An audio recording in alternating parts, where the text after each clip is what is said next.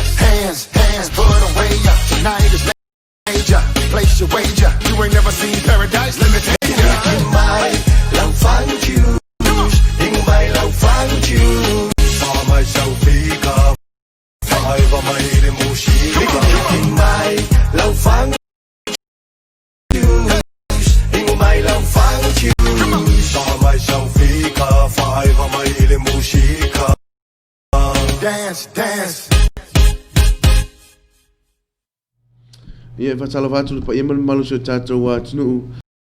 e wa pena mo me fu fasalonga tu sa wa tatou Loabay ia I tatou Paul Kalamio le Usu Seu mo Loabay ni tai au ia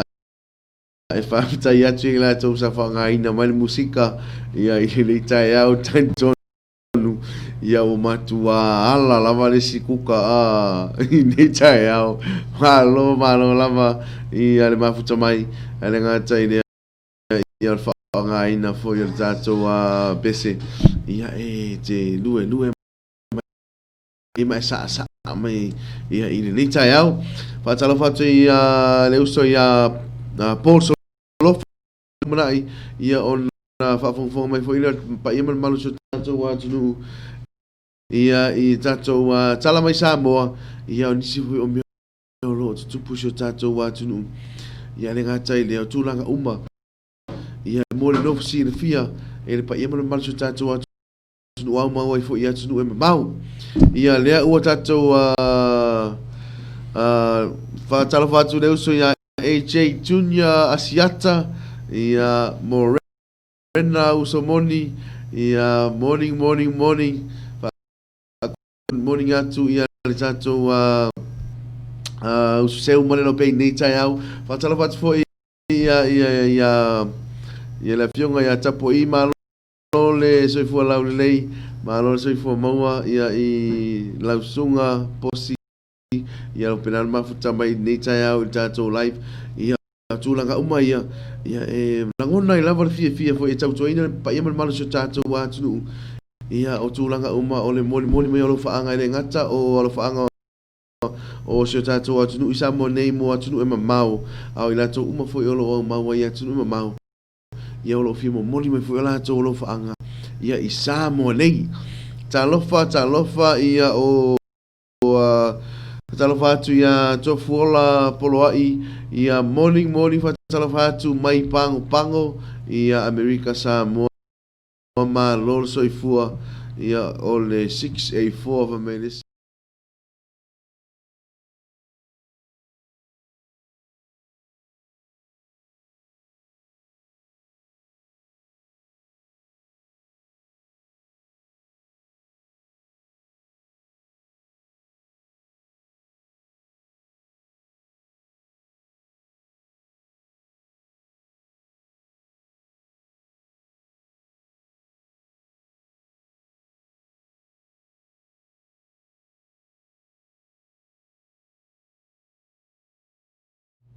Alex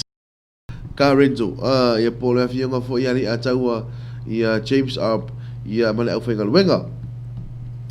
ia fifi fai lo at fo ia o lang sua o le tau au fo tutu tau au mai fo ia o le au fenga luenga le ako group ia lo ngal ru fa tasi mal Samoana Carenzo ia i lang ina le tato por kalame ia mo le tai au tu sa o ina tu ia tato fa sala launga mai le lope i fale lau ni nei le nuu o tapa pataini au le ia au le lalo langi o le lau leanga o wala fai ia fui ava ia moni atu ai lo faanga ia mo i lato umalava o mafu tama tato po kalame sa o le lei sa unoanga uso moni ia sa o le lei ia waiso so o ale le 6A4 ia ba 6A5 ia ba talo fatu i le tua fina ia no pera le ai au pelo o ai tele ar pera na tanga ta ua morning brother mana ia po kalame e va tu lunga le wala was trapping ia senga and kids i le onga ia ma lol soifua ma lo fo i le on sa i ni tai au ia o nisi nao tatou a inga wo ia mapaanga fo i le tatou po kalame pe na ma futa mai ni tai au a fai awale ngalo ia te o ia papeo ia sa was fa now ia se foi o tau a inga ia fai ona moni mai olo faanga i lunga tatou po kalame ia ai fai ona fa o ia le foi o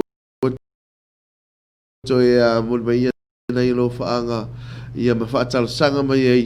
ia le uso ia AJ tunya asiata ia fa mole mai New Zealand tolu manuiti Ranamon ia lea ole a stai me ruma ole fa fong fa ile ia i le pese o fatasanga ina ia lea fo i fa fong mai foi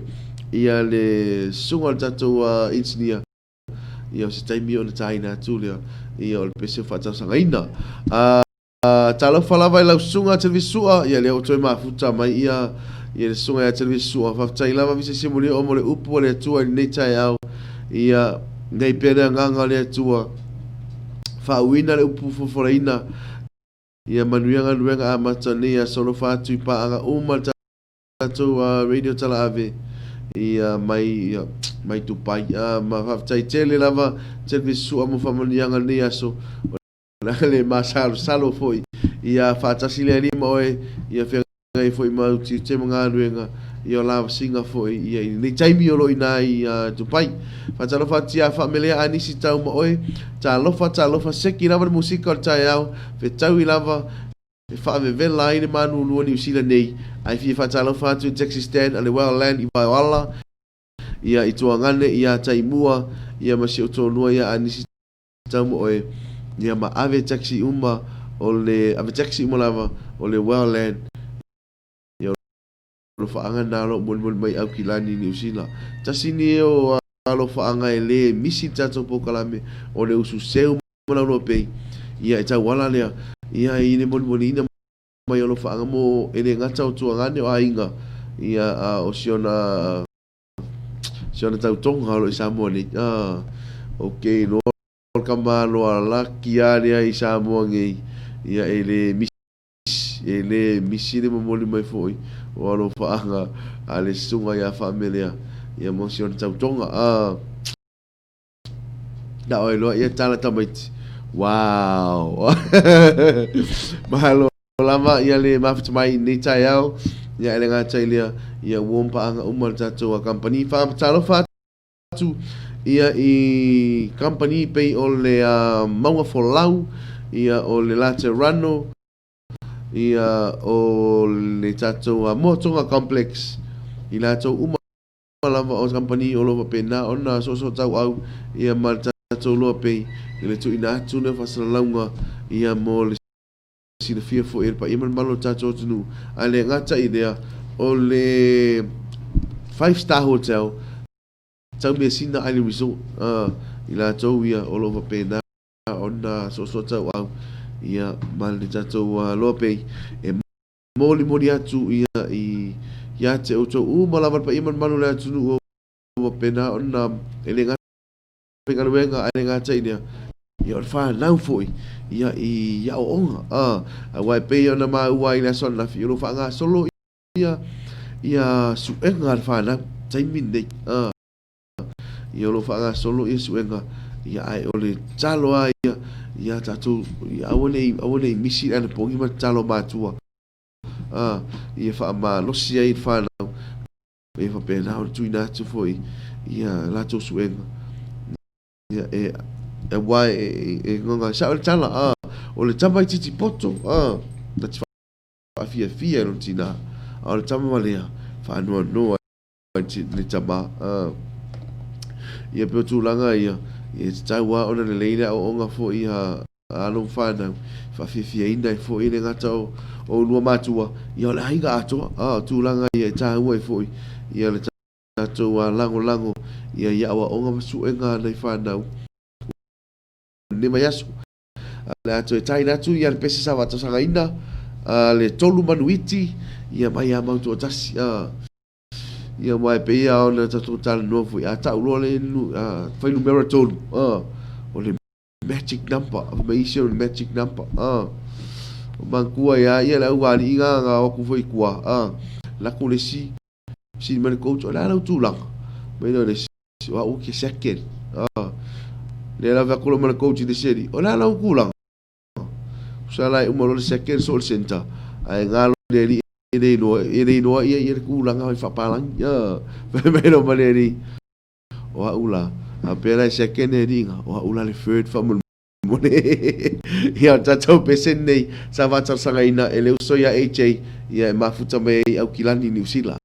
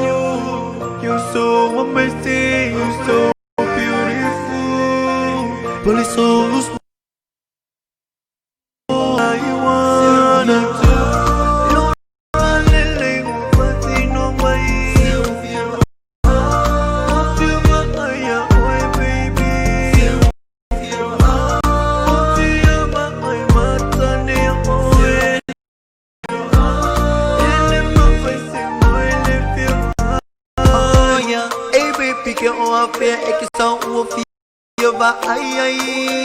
Sigo uma minha ação leva não sei love me for you so crazy oh maybe can't wait to see you I wanna hold you I wanna hold you all night give you sex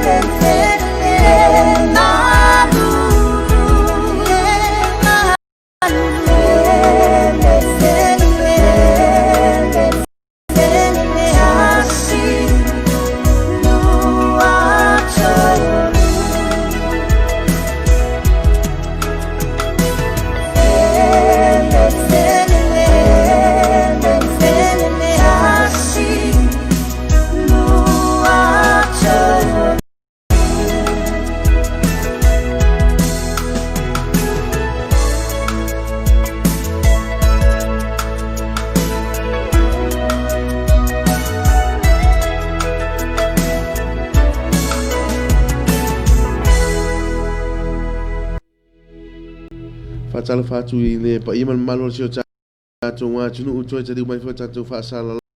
launga i le tato po kalame o Usu Seu ma le Loabay ni tai au.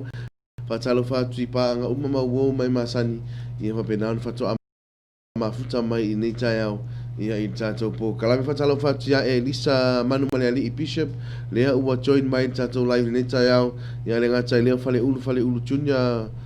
the second. Ia lea ua whapena o na mafuta mai ia i tato po kalame ni tai au. Sunga ia televisi sua ia mole meona lo faanga ia fa mole lava fia mole atu lo faanga i sa fa nau o lo fia ngai masu enga i le nei aso a fiafi televisi sua o lo i Valley College ia matani i langi televisi sua o lo i Faleata College manu ia tele suenga fia ngai nei aso i pe o tulanga le sa pe na fa ilo atu ia i le amtanga tato po kalame tulanga le ai mata ina fo ia ole tulanga fo ile e o te fia fo e tau tua ina le pa ion malu tato atu ia e ala le ai o nanga lau Loabay ia e whaaho o mai e tato lo whaanga e le ngata o atu e mau mo Samoa nei ia o Samoa nei mo atu e mau ia e whaftai tele ia me o te tantonu ia lo wapena o na whaafonga mai fo ia a inga ia le ngata i o na ialo fo o le sunga e televisi sua ia whengai foi matiu te mga luenga ni tai au whatala whatu i sio ainga ia sio anti a bailangi e le ngai tai lea ia o tautonga ia whamui ene e le ngai tai lea o i J ia whapetu whinia kalemeni lo mafuta mai malo anti a vainga ia lo whatala wha mai ni tai au tato po kalame tala lava la to whauta ulu ma naia na o nanga mo le tautuino stato atu nukaples manuia lo waso lo whaanga mai a kalemeni i J nono tau ese and nifo Christchurch fai sina malulu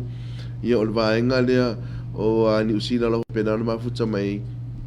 ia ro fia pia ia i tau tumana o nanga al tatu wa Loabay tau latu tatu po kalame ni tai au pa talo fatu ila ia tala Bailey ia lo fa pena ona pati mai ona au ia fai lo mai fo ilon fia tu sai fo io fatunga sa pena tuina tu temi o sola ia sa o tantonu foi sa fa pena ona fa nga ina foi ele sunga ia tala Bailey ia le tato musika ia lo fa pena foi ona fa tai mai ia family anis tamo e tu sai foi tato musika ni tai au tau mapu fiso ia lo thumbs up lo fia mai ia e tu sai foi tato musika ni tai au ai pe o tulanga ia momole tulanga fa tai tele i mafuta mai ia i ni tai au wa umatulanga ia sa va pena ona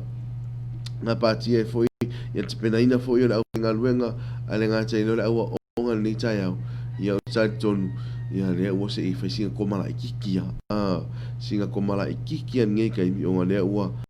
mautu waku ia kameki po alo foi fana i fa le onga ia o le unga lue foi la foi ngaluenga ia i fa ngaluenga ia ai toi ai lo tato o lo fa amuli o tato ainga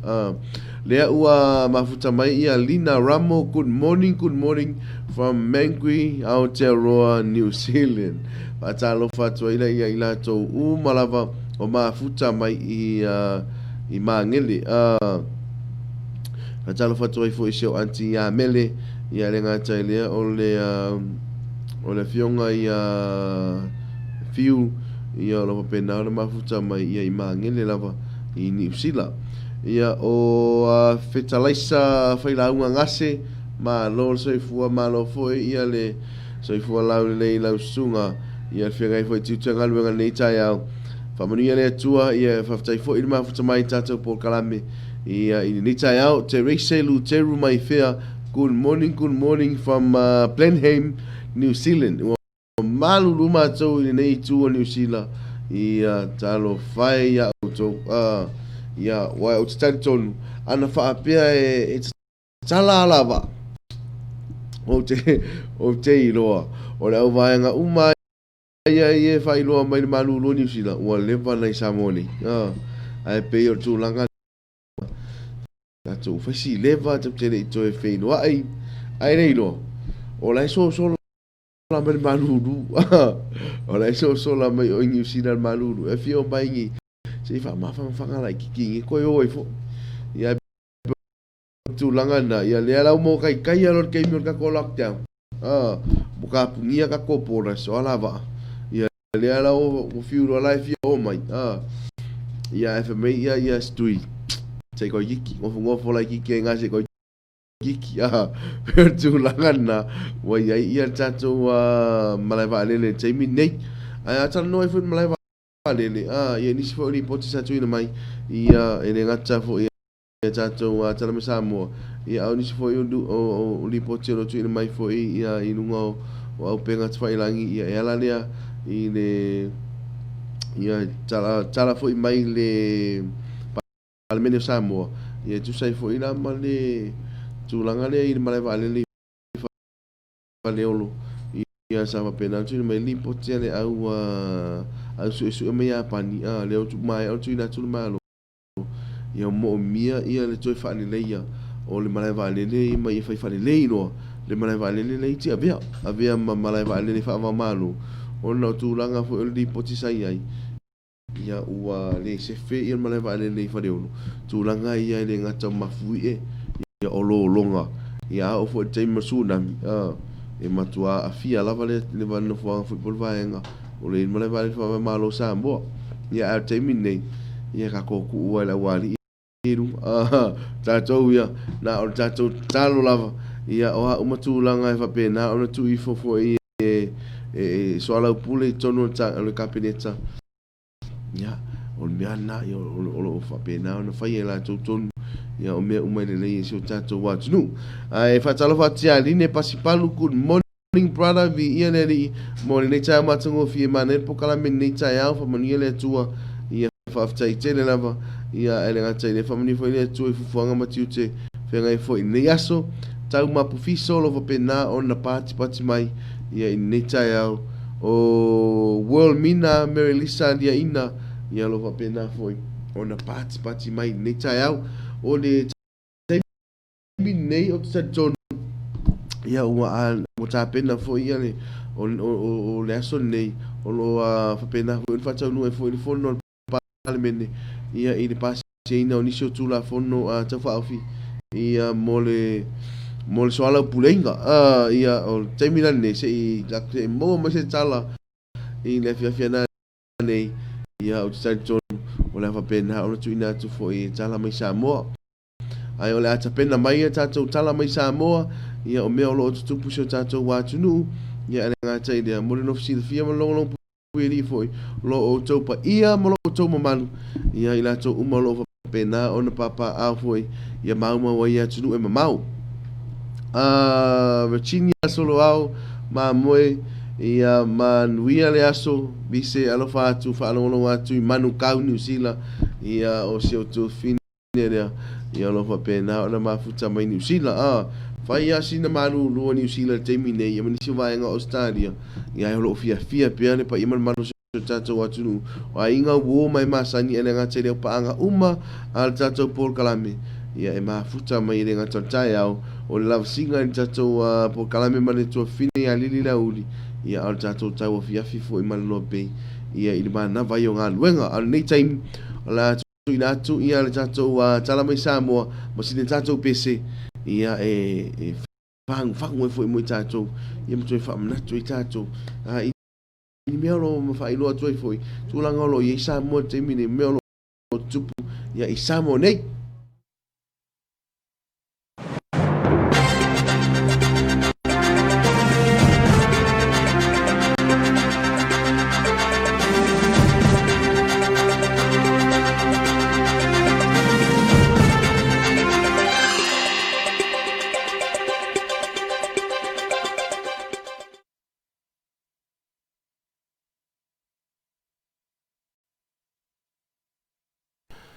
Whaatalo atu se mai lau whaafonga I whaapoponga o tātou tala mai Samoa le nei aso au ina atu o na leanga lei mai o le lope e-shop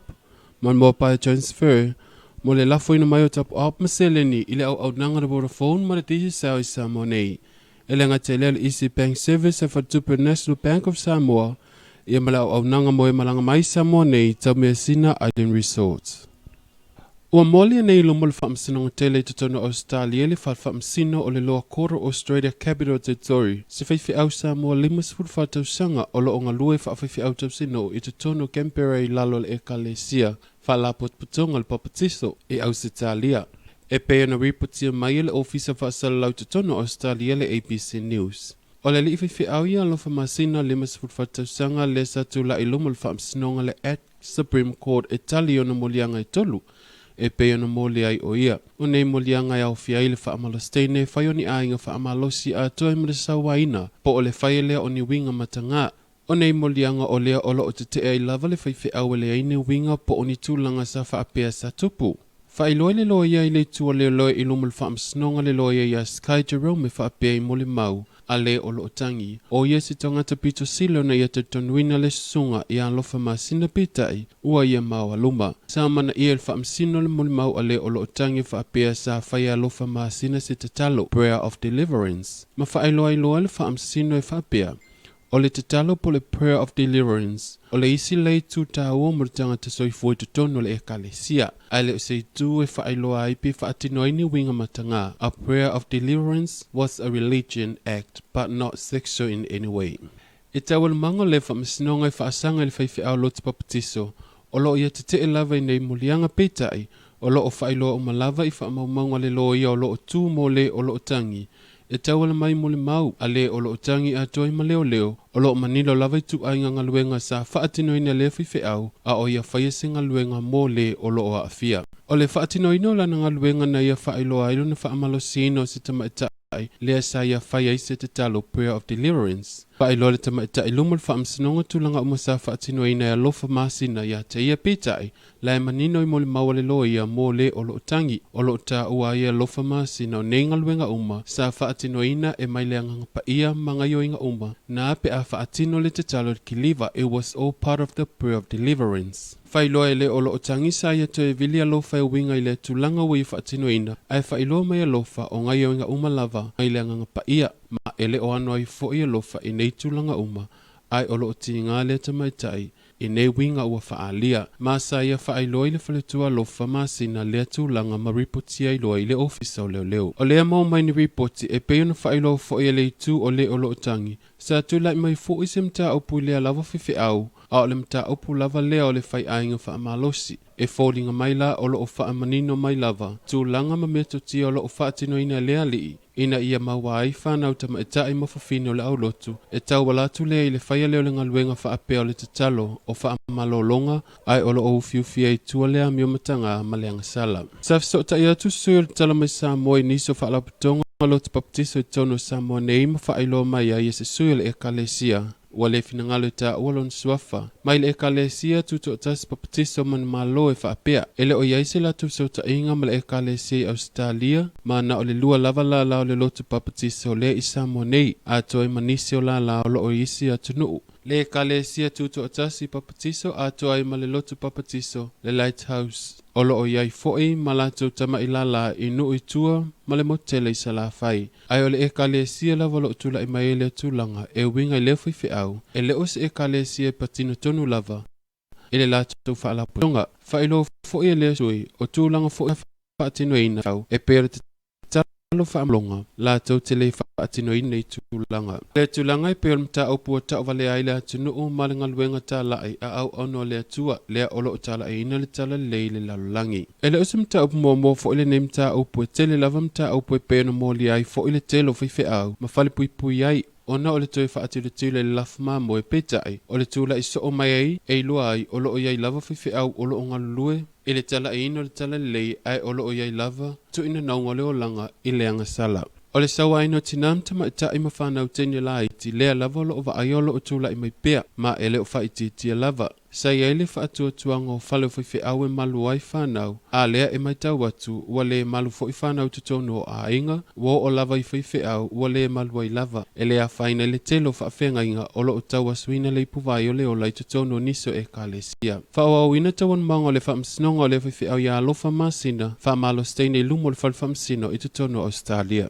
O le whaotaota li taulanga o le mta upo au tūle o se pokalami whaasoifua maloloina lea ua whaangasolo nei tutono a onga. O le pokalami whaalea a onga lea ua whaia nei le soifua maloloina ina ia whaala waitele aile malamalama anga o whanawa onga i le tāua o le tuu o le lafua ina o la pisi no fuanga whaitele. O le teimi nei o lea ua mai a whaatutu le tele o tālonga la pisi a toi fo e malvaenga uma i so o seitu o le taulanga a wa la pisi.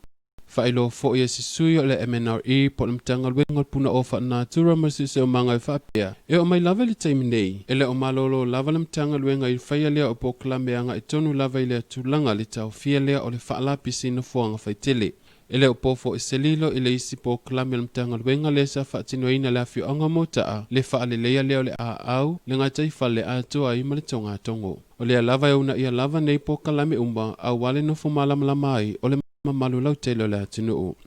O se fiese se inga ale Samoa National Lotto ma le mamalu le atinuu i se mta upu. Lea sa tula i mai lea sto na ina se ima vai atu nei. E ala le i se whaale tonu i le lauina o numero le loto a toa i ma le pōnesi. O le fiese se inga lea uatu ina mai lunga se tu si wha amalulua le pūlengo le Samoa National Lotto i ana pa anga ta alo i le ta alonga. Ona o se sasi, po o se whaale tonu mai fo i le ofisa e ala le i le se seo numero sa tu ina mai i le leitio. O le mta upu e mua lau numero le loto, ma le pōnesi mai le leitio, ai whatu amul muli whaasau i lunga le TV, pei tai o lesa lau ina mai le loto le leitio e esi le pōnesi, ai ua toi sau le TV, ua sui mai foi. O le tusi whamalulua le ofisa o Samoa National Lotto lo o manino ai, o se sasi le ofisa, lea sa mafuai o ne se se atu numera sa whao ina atu le leitio, ai o le sa onga lava lea sa whaasau atu i lunga le TV lua po le TV ale e kalesia. O le whaamalulu mai ele mtanga luenga po le pūlenga le Samoa National Lotto le peona whailo mai ele mtanga luenga a onga ta longa manga nuu. O le fisuia inga o loo whailo mai ai mo le tausanga fau lua whelua tasi. O le kalena la lea ua whailo mai o lea lave tu maule wha o kuata o a onga tulanga lua a toa i makolisi. O le kuata mua se furuvai aso mai le aso lua fito Januari e o atu i le aso tolo a perila. Kuata lua e amata mai le aso whao me e o atu i le aso se fulu fito Iulai se fulu tasi vai aso. Kuata lontolo se fulu vai aso e amata mai le aso lusu fito Iulai e wha mai ai le aso lua o kitopa. Ma le kuata munimuli le kuata wha e se fulu vai aso e amata mai o kitopa ai wha mai a i le aso se fulu valo Novemba. A le vasenga whaia o ngai amata o na e latou i le aso se fulu valo Januari. E leo iai lawa se suinga tele i le kalena mo le te sangfou. E peana whailo mai e se sui o le mtanga luenga wa onga. Ma o lo ofua fo i le suinga i lunga le polo i ngale malo mai le wha mai o le COVID se fuluiva. O nisi nao me o lo tupu sa mo nei ta wala atu i tala mai sa mo le ne yaso. Toi wha mawina le wha aftai le anga le mai o le Loabay shop ma le mobile transfer. Mo le lafo ina mai o tatu tapu up ma se le ne mo mai lunga le au nanga le Vodafone ma na titi sa mo nei. Ele ngata i lea au le Easy Bank Service of Tupu National Bank of Samoa a pe fo i au nanga mo i malanga mai sa mo nei le tau mea sina Island Resorts.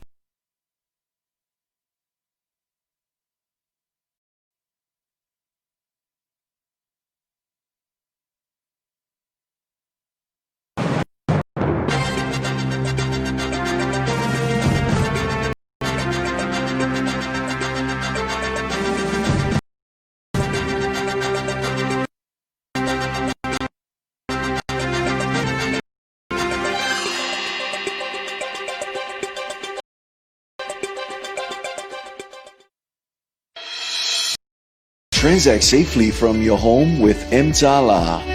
Recharge. Transfer money to your friends and family. Pay your utility bills. See your transaction history. And even buy EPC prepaid power. Go cashless. Vodafone Mtala.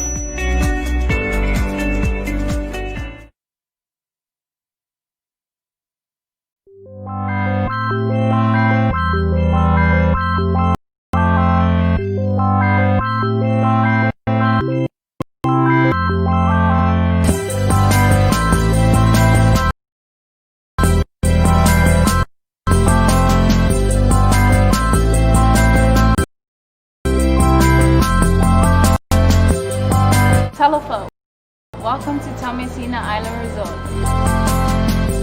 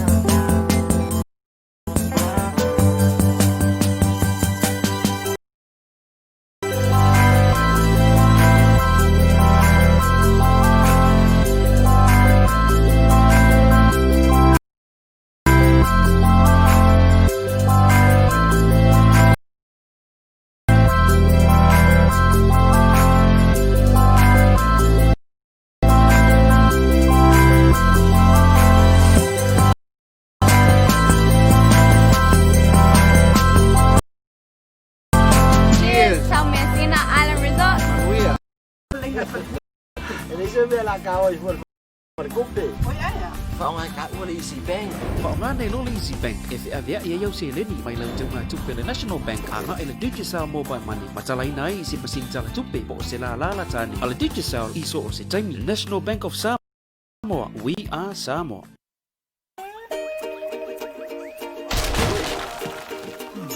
Life's full of unexpected events and expenses. Now, Digicel Mobile Money provides a simple, secure service to send money to the Pacific. Log on to digicelmobilemoney.com. With more agents and longer opening hours to shop or get cash, life just got easier with Digicel Mobile Money.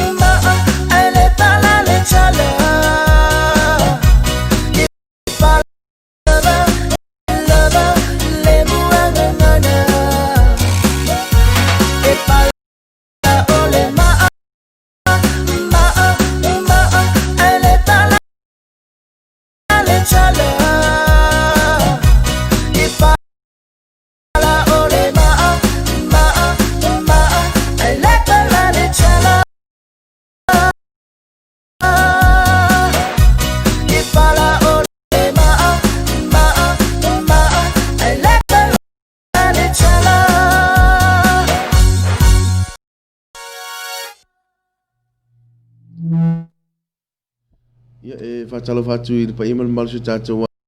watu nuu. Ia wapena whona mafuta mai ni tai au. Mo me hui whasalango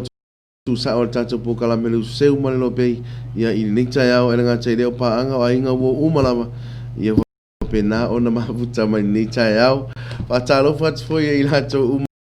uma. Ia o paanga masani ia lau Usu Seu male Loabay ni tai au. Sa whaongaina me tātou musika whamalo lava Maria.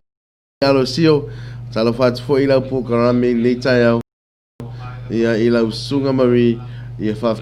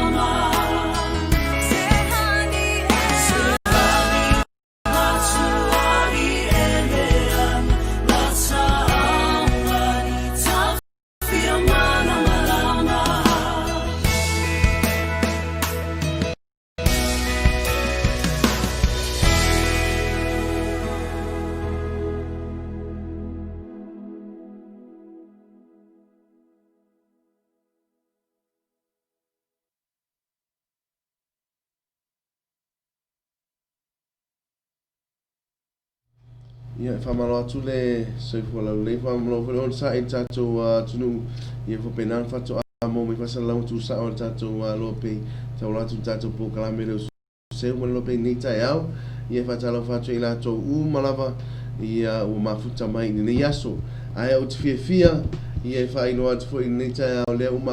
mafuta i fo ia malafionga tamaitai pule po director fo i o tātou Loabay po tātou business i whasalau ia ele ngata o lunga o tātou alata tu sa atu i whasalau ngā o lunga fo i tātou leitio ia Simple Radio app ia o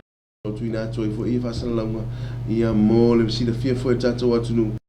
tūlanga ma tūla vaenga ese ia o loi ai ese o tātou atu nuu ia i nei vai tau ia o whatalo whatula ia i lau sunga malo soifua lau nei malo soifua mo i lau sunga ana whaftai tele mo lua noa ia whapena whamno ina mo nei tai au ia tatana no ina i fo inisi fo mta upu ia le ngai tai le mo no fsila fio se tātou atu nuu ia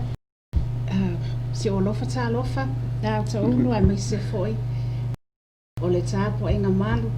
a se tātou atu nuu whea lava sa no fuanga whea se atu nuu lo whapeona e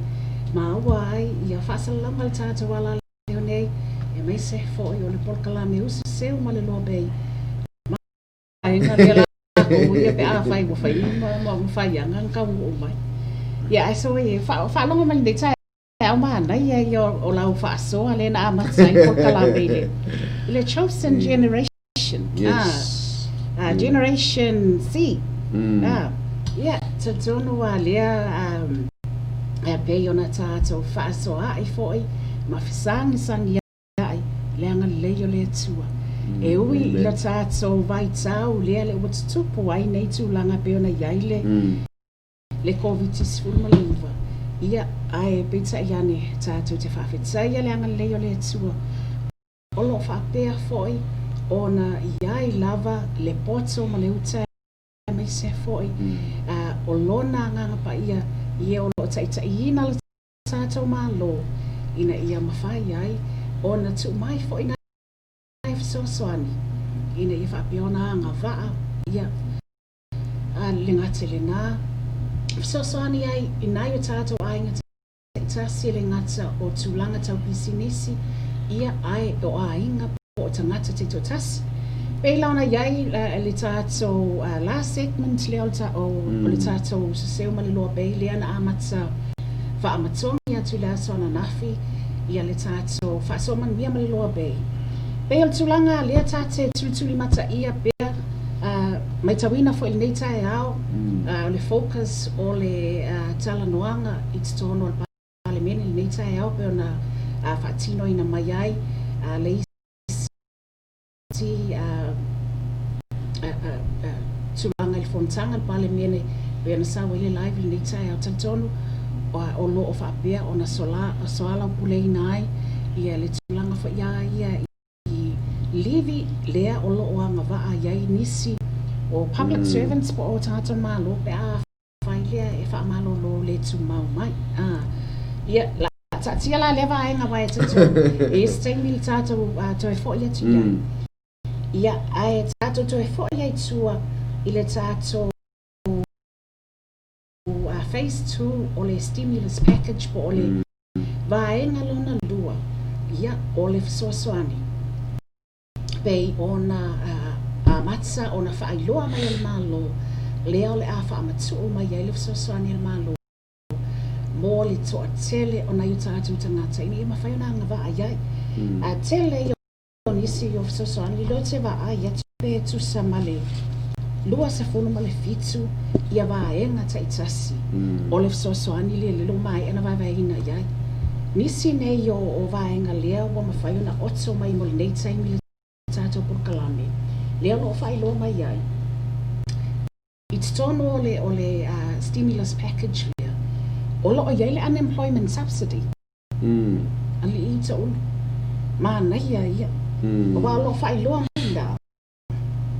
o le whaine fisoasoani tau tupe lea mo e wa afienga luenga ono le COVID-19 le iwa lo fai lo mai yo le anga le fa tsa simsanga le ngo tupe ma le fa la pa tso ngo business tu ma oti sa mo ko le le Samoa Chamber of Commerce. E whaamautu matutongi na atu visoasoani tau se leni. I le au whainga luenga ua vaea mai ngā luenga. Whaapea ila tau whaititia taimi whainga luenga. Ona o awhianga le COVID-19 fumole i vai pisinisi tu ma oti. Sa whainga luenga ai. Mai tau ina pei lava ntato whewhaasoa i taimi o whano. Tele lava na inisi o pisinisi ele ngata i le hospitality industry. Lea o loo iai ia nei e tātou whalitan mahalo ia whapena fo i le tātou tourism industry peo na iai e nei e tātou car rental matulanga whapena resorts matulanga whapena pea ia whianga o le COVID-19 fumaleiva au tala fia la peo na whailoa mai whamanatu mai maua le tai au nei talofa toi nei taimi o le tai au le ngata o le sunga ia Hobart ai o le sunga ia Hobart to le Christiane lea o le Samoa Chamber of Commerce. Po le CEO lea o le Samoa Chamber of Commerce. Le sunga Hobart. Sa maufale le talanoanga le nitai au malitamai ta ia lote lima, lote o le manager o le member services o le Samoa Chamber of Commerce. Sa fasilingi ai la e tata pokalame le nitai au. Po le ase tala lata mai o le whamatu o le nei se leni ma le nei fesoasoani ia e pefia fo ai po ai fo ia nga va ai ia wa mantua e le fa pe o komekinga e vali atu o le official o Hobart ma stena o lo te mai fai atu ia o le sa va mano lo mai o le resort la vai ngale mai ia la skatu nga fa mo ia it's au lava ona ia ia ai inga fo ia po conditions na ia fai na ona no fasila fia a be fa fiona nga va ai mo lef so san fai lo mai las vai ngo tai au e fai ile la to a fon sanga male tanga wenga o tupe ma po le Ministry of Finance ia awal fa so ina o le tulanga lia wa le fa to nga va ma fa ma tu mai le so ani lia a ma sama ya you like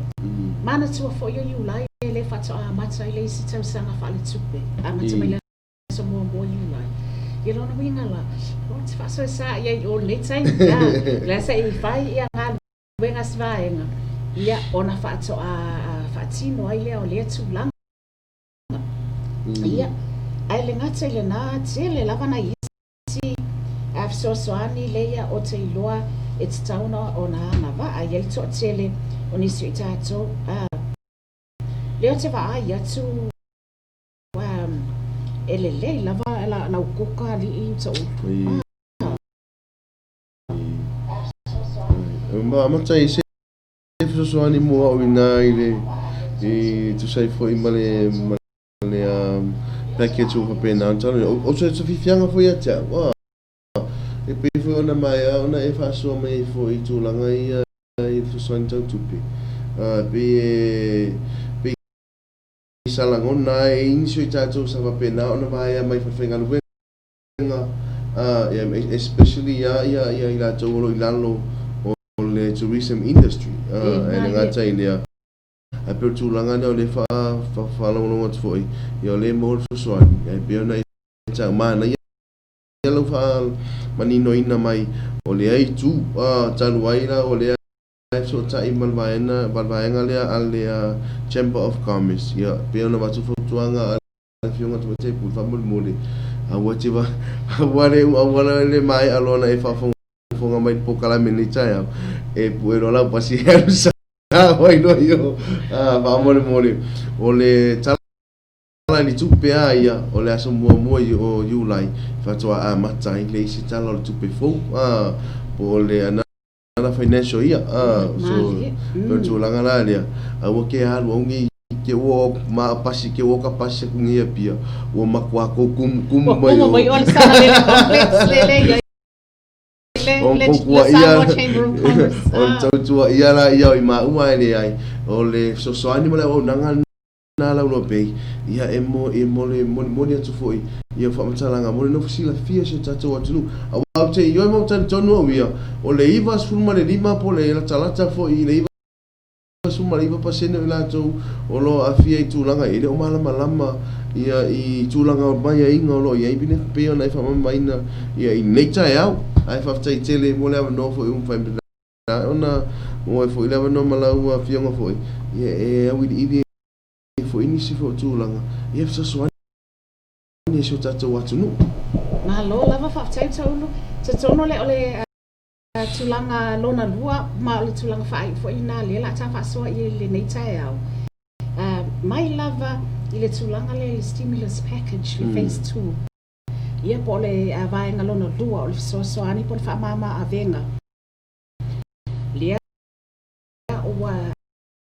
tu au mai ele malo ona yo tatu tangata ona o afianga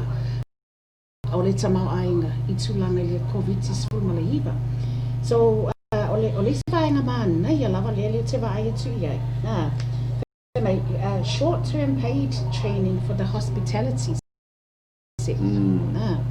Fatino ina o mafapitoa mo vaenga ma otsi o le turisi. Lea la o lo failo mai ai e fava yaso lea o le a fatino ina ai vitis mo le iva. Ia ai o le isi me mana ia le avise. Fai mai. O le atu ina atu iai a launi fapitoa mo ne tangata mo le wai atu iai ina ia o mafapitoa. Ja, of mij is het laat sala. Ja, misschien singa $100 maar baba yes. Man, Ai mai sai yo leisi to mai yo nala abawa it's a zone for ye. Uma mai le training e mawa certificates. Ina ia apia ona confirm mai o le wa mai ona fatino ina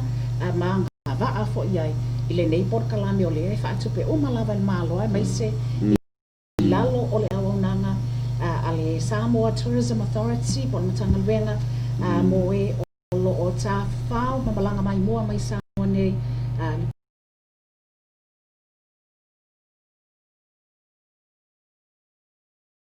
pulenga mo e lo malanga ta fa mai mo mai Samoa nei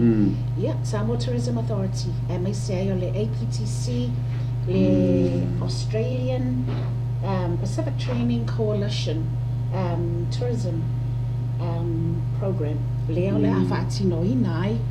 po ila tol na leo le ava aldua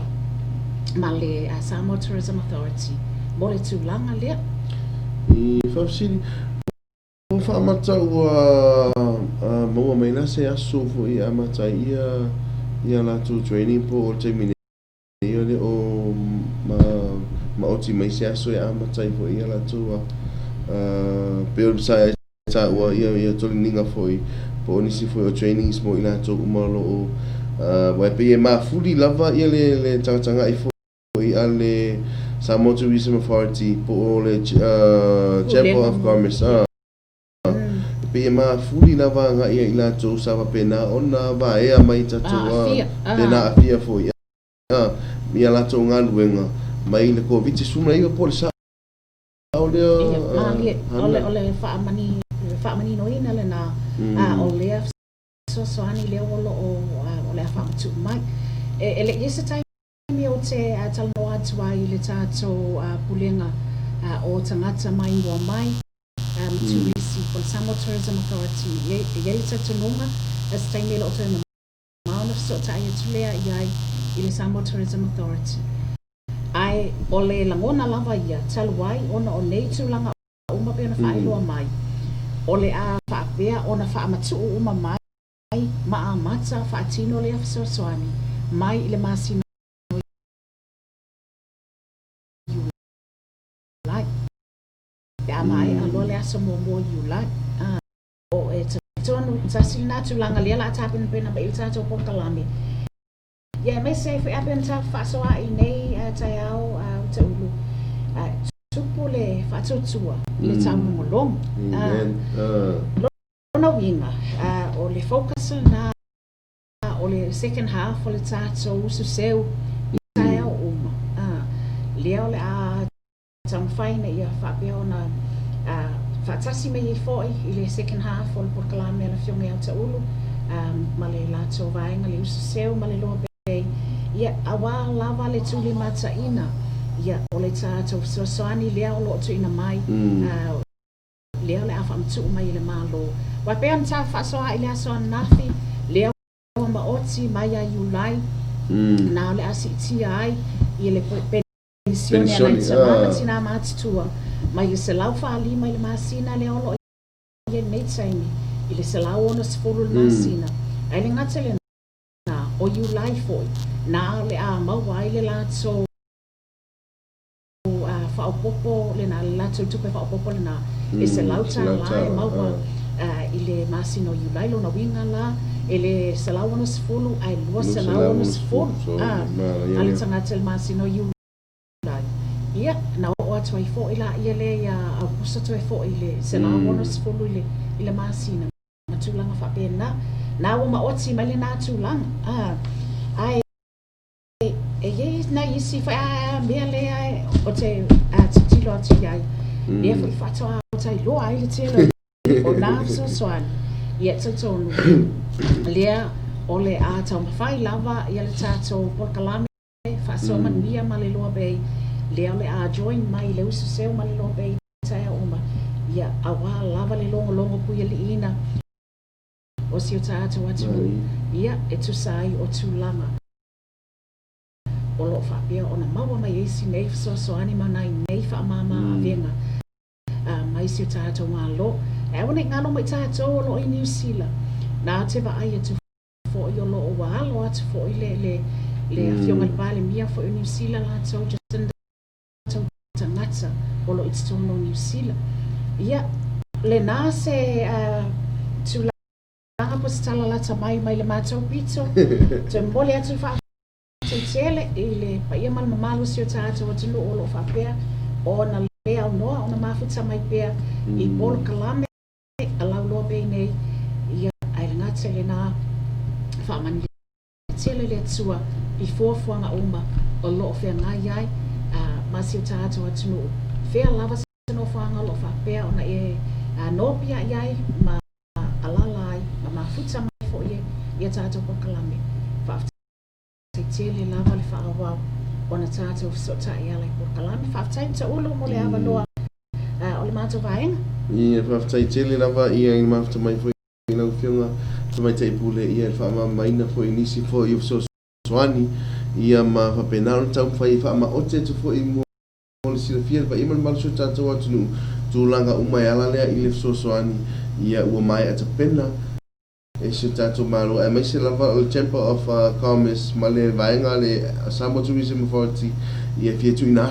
atu mo i latou uma sa whapena ona whaina ia ngā luenga ia poala ngā tupe foi ona o le tūlanga o le COVID-19 ia i latou uma la o lo i Samoa nei wai e pe e mātele ia le tātou i latou o lo i Samoa nei ia wai e se voi pūle nga lo ia New Zealand Australia ma America la tolo pena mai mo mai fa manatu I foi tato ai nga lo Samoa nei ma ila tolo lo Samoa nei awone to emisi ate o po kalame nei tu di man tato po kalame lo se ma lo pe ia e vai nga lo lua o lo ye fa so manuia ma lo pe o le ama o tia tuai ma fa malama tili ai mo lo sila fia ia tulanga uma fa manu yanga o le a mau ai tato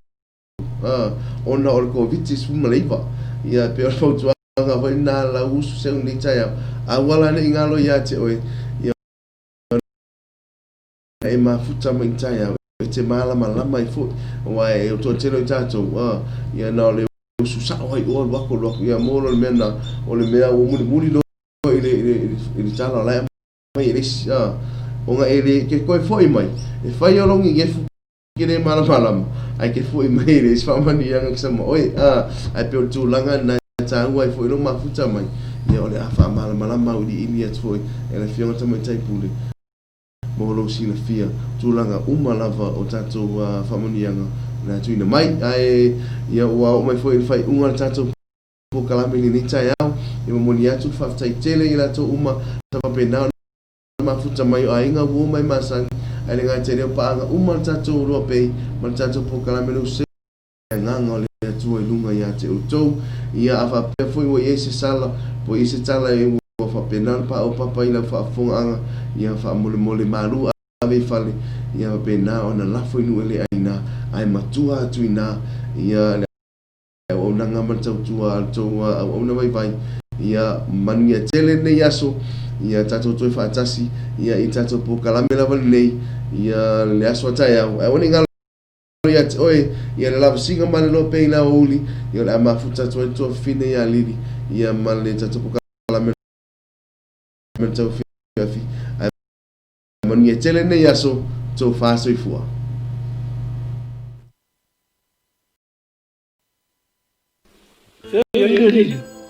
Rolling.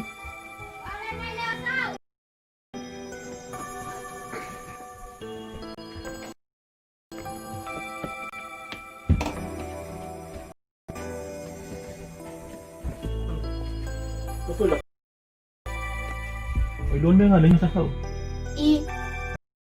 Asya. Ma. Uska Uska. Dami ka mo eh. Dukeli. Palong mau uska. Palong uska. Biar nga lang ako. Ako po yan. Papok magkakukitswa eh. Nga kami. Kaala din pa po. Nakalawin na lumayin ang kakuka. Kusang kugi. Dikide ilo po na. Fawat. Parang ngayon nga nga kabikita ko yun. Iwo na iwo pa ka. Oo, nga di. Masaw-saw. Alam sa mga sinilay o maika o rin may lang o inga iya mawai siya o inga o ilikenge o ilikama si kiaru kakulam lau kelen malam-malam fangar maroy papapama mangkuha ko rin umayang nga loto fingota ne yumato e fafai sole watu tubi maileta